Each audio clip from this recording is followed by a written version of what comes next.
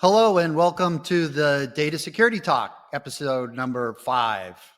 I am Bill Falk, the president go-to-market for Actifile, and I am thrilled to be joined today by James Oliverio, my friend, colleague, business partner. And the topic for today is all about the economic imperative when it comes to cybersecurity, data risks, data security, and we're gonna get into this topic pretty deep. And again, I'm looking forward to that conversation.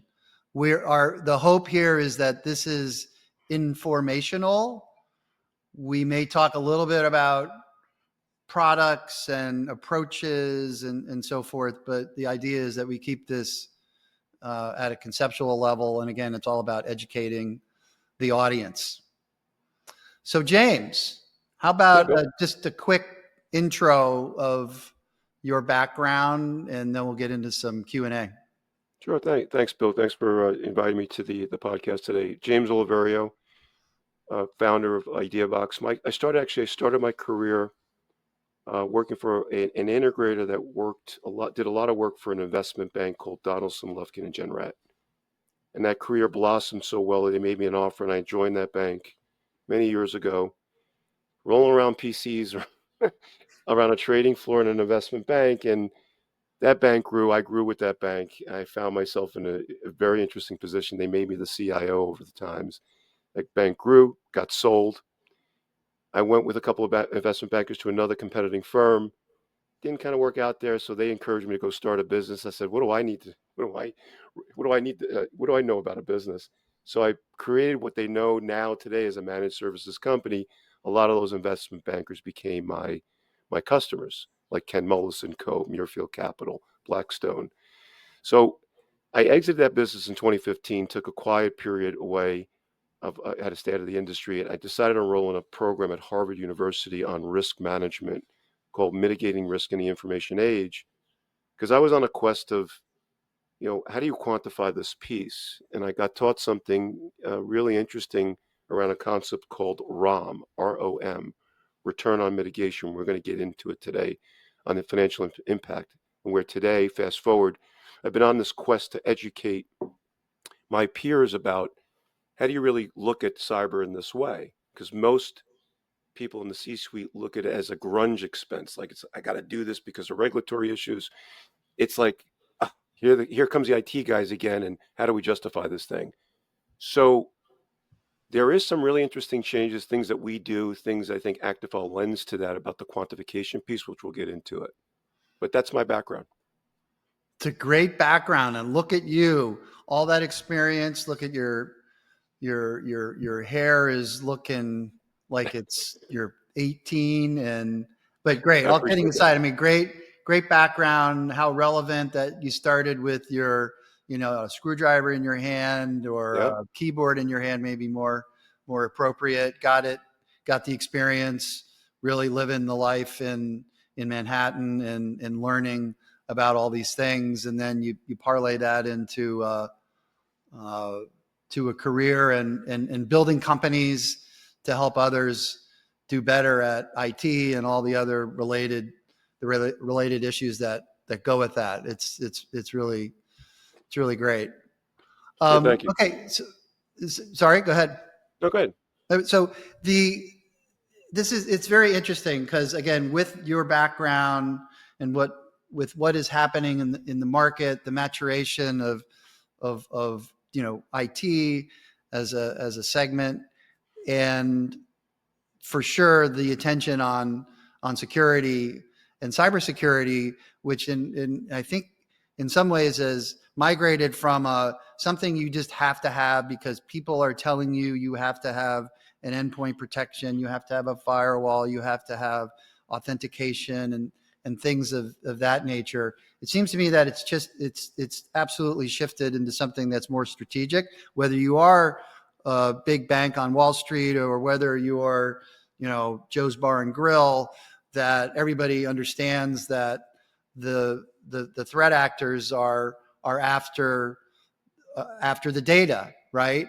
But again, it shifted from a cost equation to more of perhaps even a competitive advantage that are built on some developing ideals. Any any comment on that?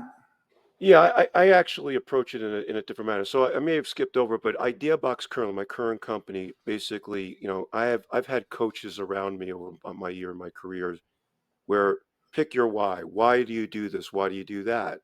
And I really, when I exited the MSP side of the business, I flipped over to the security side through that program, and I had an epiphany. Because in that program, we studied and looked at all the major breaches: Sony, Target, Equifax, the NSA. And it was really, they all got breached. They had great technology, had great process. But here's the commonality, which is to the point of the unstructured data that was sensitive. When we say unstructured, things in Word documents, things in PowerPoint, things that come through attachments, etc. They had no clue, all those organizations, how much that was there and the value, kind of the liability value that created. So that was really one of the things like, this is really interesting. And could we put some quantifications around that? And you've got your attack surface. But I said, going back to my coaches, I go, why I flipped to the security side, which is I get up in the morning every day today thinking about how do I create a safer world for my customers, their clients, and their employees. Okay. So here's the point. I just recently came off of a breach with one of my clients, and the subject came up with they gave up their credentials and maybe what was potentially accessed. But luckily, we had really good controls in there, and we have the ActiveFile platform in there protecting the data at rest, transit, and use. And the question came up through the FBI about what we thought was accessed. We were able to produce logs, able to do things and show them that protections were in place at the file level. So we were able to check a bunch of boxes. But that led to then further conversations with their legal and their insurance. And I'm still in the middle of this breach. It's been 5 weeks later, peeling it back, whether certain statements have to be sent out to the regulatory bodies, but more importantly, is it a cover your ass kind of thing? I don't know. Was any data? Can we confirm that any data was stolen? We absolutely, emphatically, were confirmed that we were able to plug that hole. But along that way, it's like this experience that now on the security side, there are certain elements that way you approach it. Working with a maturity level with our client, they did get out ahead and they did take our recommendations on a lot of solutions to deal with their security posture. It could have been disastrous when I think about it if certain clients that don't have certain things in their tech stack. But fortunately, you know, we this kind of moved in the right direction. And I look back at some of the material I studied several years ago and some of the concepts, they did hold true, right? They don't treat it as a grunge, it's strategic. But for me, it's become strategic because there's a way for me to work with owners of our businesses that we interface with, how we work in security, they can use it for security elements to grow their business. So when it comes to the growth of their business, I've heard you talk about this before, there's things like reputational risk or trust with their trading partners or with their employees. If the company is being nonconformist or sloppy even in how they're protecting employee data or whatnot, I mean, does that cause a cultural shift for the It company? does. Does it create an image of perhaps an organization that might be hard to do business with? Yeah. Let's unpack it. Let's unpack it really quick. I mean, a breach is of one of three things. Mostly it's usually all three. There's operational risk, legal and compliance risks, and reputational risks. Now, the last one, it's kind of a hard thing, a red herring. It's like goodwill. Like your reputation's on the stake. If you get breached, it's like we were conditioned. Like, how do you put a dollar amount on it? But the legal and compliance, there are fines, right? And the operational, you could tie that to, let's say you're a manufacturing company and the assembly line has to stop and days go by. There's a recovery time and a recovery point that people go, uh-oh, We're not going to make payroll, right? So there's real ramifications. Pay the ransomware, right? So those are the three elements. That's any breach. Those are three elements, okay? It's operational, legal and compliance, reputational, okay? So when you look at those three elements, right, and you think about where, I've been challenged in my career up until recently with some progressive, I would call innovative CEOs going, okay, James, love your thinking. Show me how I can grow my business with suggestions or recommendations that I need to make to my security stack. So we talk about, well, there's definitely the ability to drive competitive advantage through trust and reputation, right? And we can get into, customer trust. When you think about a manufacturing company, it's someone sending their patented plans. You got to protect that data, right? And demonstrate that you have good controls around that. If you're a business that, has, you can get faster to market with faster sales and procurement approvals, right? Because you're SOC 1 or SOC 2 and you have a framework you've achieved. So you can deal with larger organizations that require that. Maybe you want to deal with government work, right? But you've got to, security, here's an element, it's going to catapult and help your business. Okay. Mm-hmm. Mm-hmm. Reducing financial risk and compliance costs, when you think about it, you should be thinking about it all the time. Is the solution going to make it easier for me to maybe quantify something, maybe adjust myself if I'm a compliant company, if I'm in the healthcare sector or financial, where HIPAA might require, or GDPR for financial, okay? Thinking about avoiding breaches and the penalties that come along with that, okay? Is this a solution that's going to help do that and level my compliance costs, et cetera, right? Mm-hmm. And Mm-hmm. I think there's an element that's in there too, improving cyber resilience, without the expense of cybersecurity. Because, like, when you look at organizations, the small, medium size, or big, if you're a small healthcare company, you've got the same requirements that the big healthcare organizations have to go through. So your costs for going through that and making yourself resilient, they don't care. They don't look at the companies as a size because it's healthcare, right? So when you think about things that could get automated using AI features of tools and platforms that gives you insights that could help you scale or pivot, I think that's important. Mm-hmm. Okay. Mm-hmm. You know, and again, there's an element that, we're in the world of AI.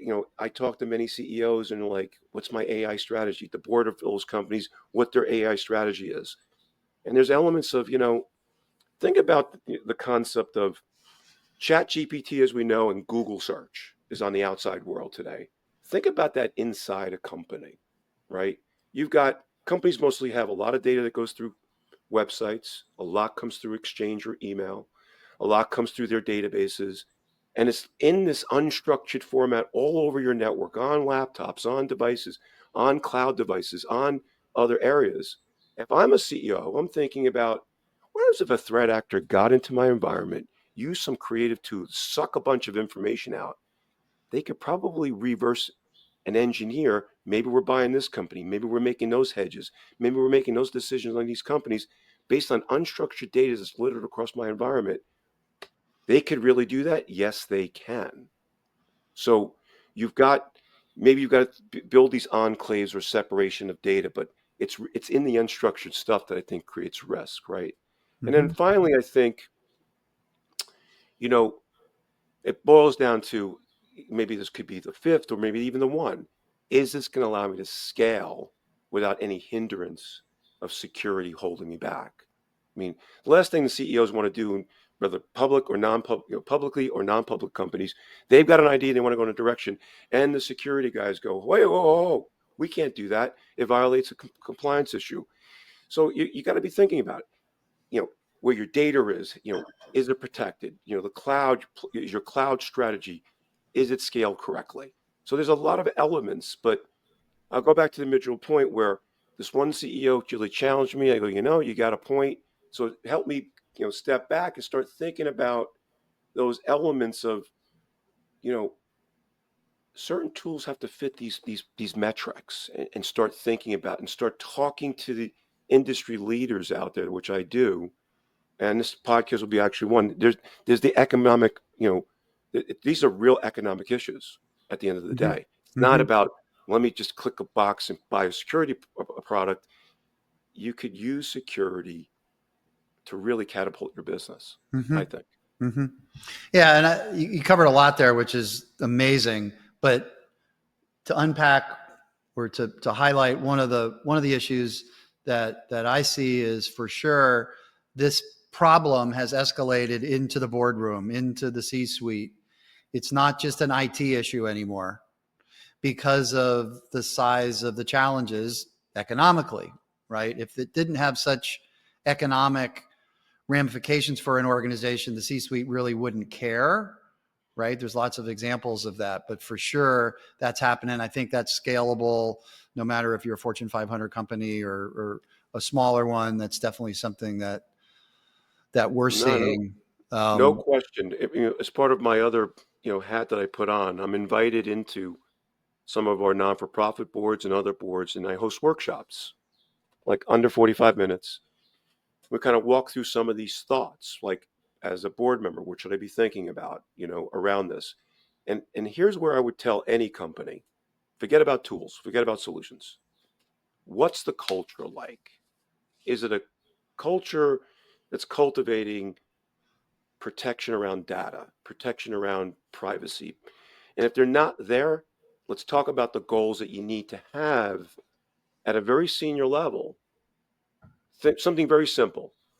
Is protecting your employee data important to you? What I mean your employee data, their social security number, their health records. Because when you sign up to a company, give a W-9 form, you fill out a bunch of stuff, and you take that in-house because you just onboarded somebody, right?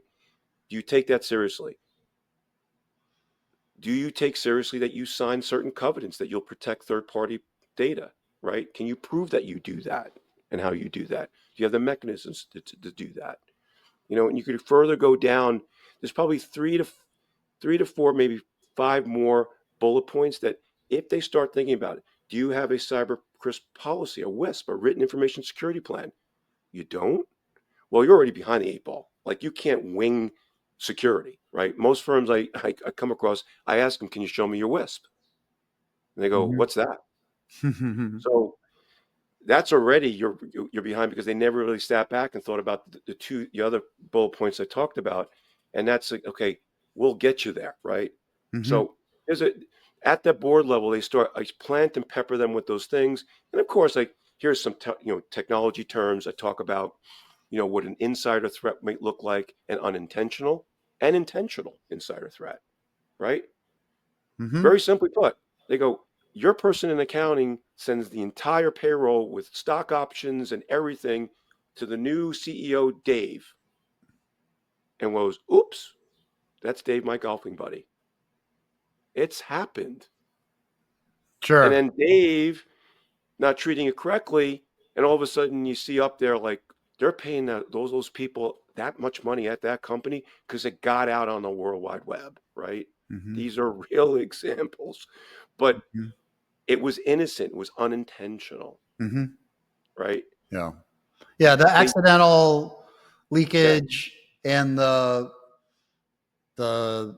purposeful leakage. I mean, I think that's a misunderstood part of this equation is how much of the data leakage is happening from within the organization, not necessarily from without. Uh, so you've talked a little bit about like the cost of resiliency and so forth. And somewhere in here, again, back to the C-suite, there's an economic, there's call it a return on investment type of a question. Where where are you seeing companies go to predict the cost? Is there a way to predict the cost of a breach in an organization? there is. It's a bunch of I like to refer to as ROM, return on mitigation, explaining the ROI of cyber. And the formula is really simple. It's your expected loss reduction, call it thousand, call it $1 million. And if it takes a $50,000 or $200,000 investment to mitigate that, that's your return on mitigation, right? So how to get to that expected loss is a combination of things. Your attack surface, there are certain elements that you invest in certain tech because it's always about the concept is or the thinking of most CEOs and organizations about people getting into their systems and grabbing data, it's far more greater than that, the attack surface, because it's not only in the locations, in cloud, on workstations, it's everywhere, in repositories and email. So you think it's inside, call it the organization. So when you look at those pieces, right, and the economics, then there's a calculation that because if you're a regulated business, financial services, there are definitely things you could look up, especially in healthcare and the rest. There's certain fines if you don't conform to it. So you could really be looking at some real service penalties, etc., and it snowballs. Okay, and then there's a whole governing body called FAIR.org, that does this whole thing for the industry, looks at prior breaches, the legal costs, and they've kind of worked on these formulas that get it down to like a record level, like a date of birth record's worth $10, a credit card record's worth $100, or this kind of email ID is worth $1, right? So it gets down in smaller pieces to make it simpler or easier. That if you could just get your fingers around how many records do I have out there, it would look like that. Okay, I can share a personal experience which was negative, and I learned from it, that happened in my career around this topic, if you'd like. Sure. And what that was is that my client got breached several years ago, and there's a yearly policy that we had to fill out or help them fill out, and in that policy, it's called the Beasley questionnaire. So my client came to me and said, "Listen, our policy's up for cyber risk. Can you fill this out?" Now it's like 7 pages. So in there was a bunch of information that they wanted, the underwriter wanted. How many files have sensitive records in it, the type of sensitive records, and we had to basically check a bunch of boxes. Is the data encrypted? Is it protected? So we checked a bunch of boxes. Now this is several years ago. They got breached. So here's my first experience, kind of entree with a really large MSP, as an MSP with a large client, 30K a month contract, get dragged into a recon on the event, and the underwriters kind of ran something that's like this, like, wow, where did they get that tool? They broke down all this classification of data and millions of records in these files, and they turned to the client and said, "Here's your policy. Here's the boxes you checked up. Less than 100 social security numbers. Less than this on this type of classification. You're in violation of your policy. We're not paying off on the claim." Not only did I lose credibility, my reputation, I lost real money. And I learned from that, which put me on this quest. I'm not going to ever let this happen again. And I'm going to educate the markets that there's something available. And that's why when I saw the product a couple of years ago, I literally fell out of my chair. I was like, holy crap, this solves that problem. Mm-hmm. Mm-hmm. Like in a heartbeat. That's why I got excited. That's why we put, and again, I don't want this to happen to another MSP in their relationship. It's really preventable. Bill, as we speak right now, a breach has occurred at some company, and I know for sure they're going to fall in the same category of all the major breaches I studied. They're going to go through the forensics process. They're going to discover and go, oh, we have this type of data, and oh my God, they stole that. Oh my God. It's the same story. It's like history keeps repeating itself daily. It's like Yeah. Groundhog Day. Yeah. So I look at the Active relationship or partnership with the technology. I kind of laugh at it. Anybody who's not jumping on this, I don't know. That's Mm-hmm. just me. It's just one guy, one individual. But you can preempt a lot of pain and lower cost. Mm-hmm. Yeah, and I think you identify the risk part of this, and what I talk about is there's two types of risk, and I think the evolution of this is that it's now tangible because you can put it in dollars and cents, whereas Yep, before, when a CEO or C-suite hears, "Hey, we have cyber risk," it's like, well, yeah, no kidding, everybody does, but it's not tangible. You can't put it in monetary terms, and the ability to present it in monetary terms really changes the game because they see, I do. I believe lots that. and lots of dollars and zeros and whatnot that are real for them to pay attention to. And then we talk about like the financial risk, which is again tangible, and you have compliance risk as well. So, or a combination, right? The financial risk is a monetary equation.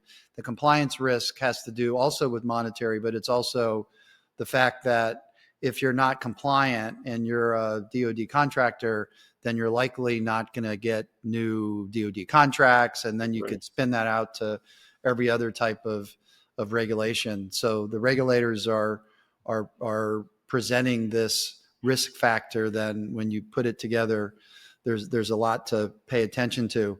I want to come back to the AI. You brought up AI. So what would a podcast be in February of 25 if we didn't talk about AI and its influence on this topic? So come, you talked about it earlier, but come back to it again, and just I'll lead you a little bit here. So from my perspective, AI, or the use of AI driven tools, is another vector, or it's an enhanced vector. It's an enhanced tool for threat actors to use to find sensitive data and do bad things with that data, right? Right. And so talk a little bit from that angle, and what companies should be doing to recognize that and begin to protect against it. Well, before you can protect something, you got to identify it, right? You have to identify it. So on that topic, we'll use an example. Financial services company. I like to use them because I come from that thing.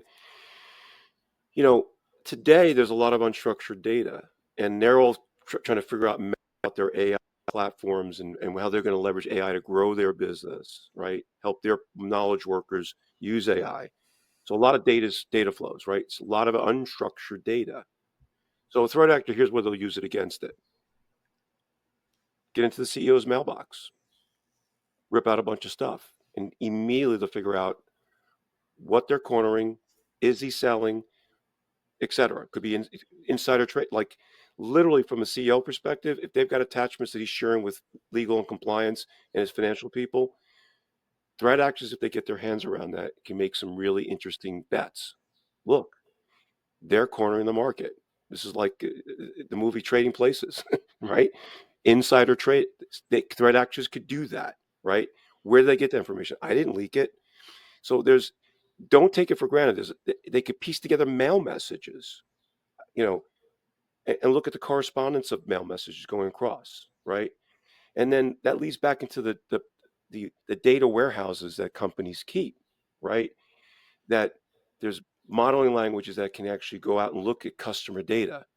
Look, they got this big contract with XYZ company. They're bidding at a million something. Let's undercut that, right? So there's a lot of things you can get to once they get that plug in.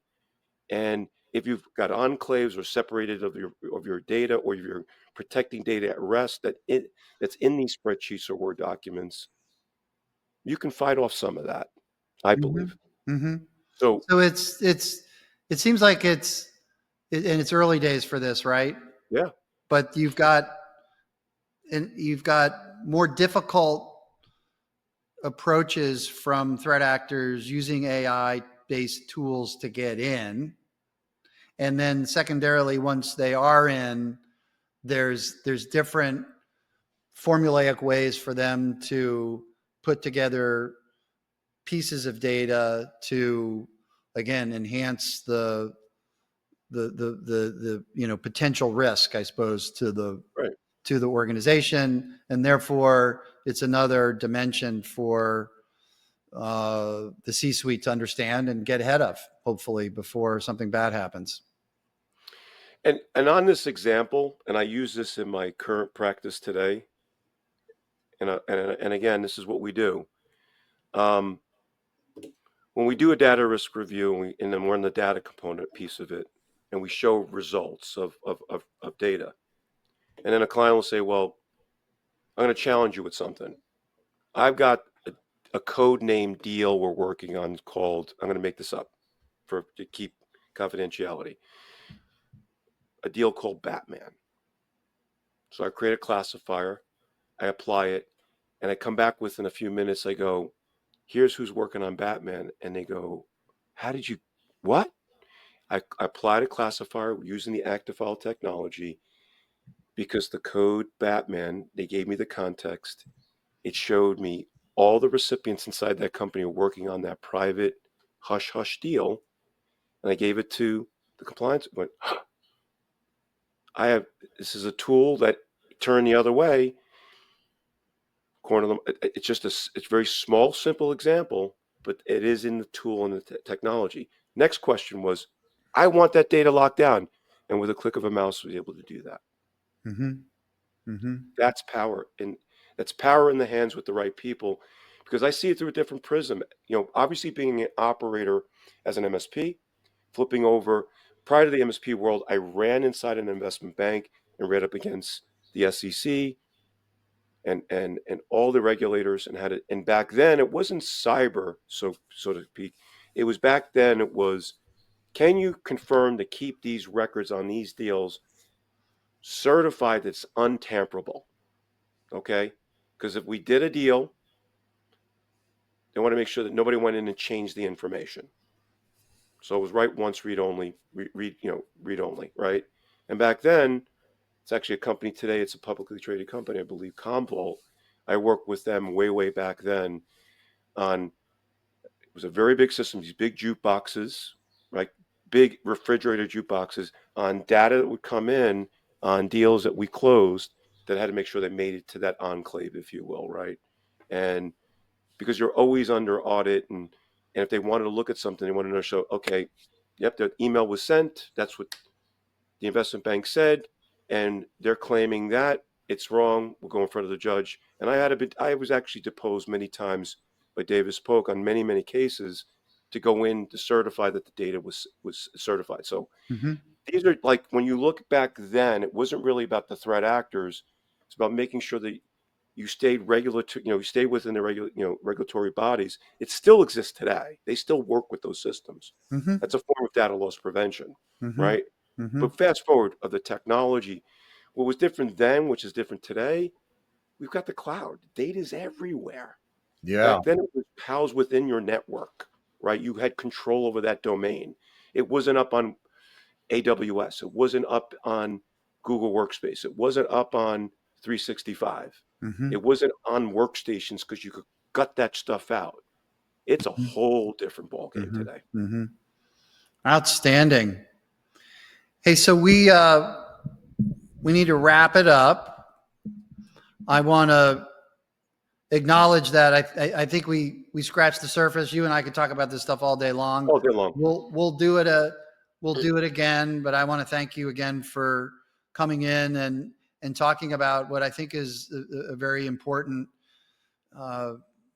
perspective on what's happening from a financial perspective, or giving the audience an understanding of what that financial impact could be when it comes to their risk, and telling some great stories. So I appreciate the time. Thank you for coming, everybody, or thank you to our listeners to session number 5 on the data security talk. And we look forward to seeing you in future sessions, namely number 6 and on into the future. Thanks everybody for coming. Thank you.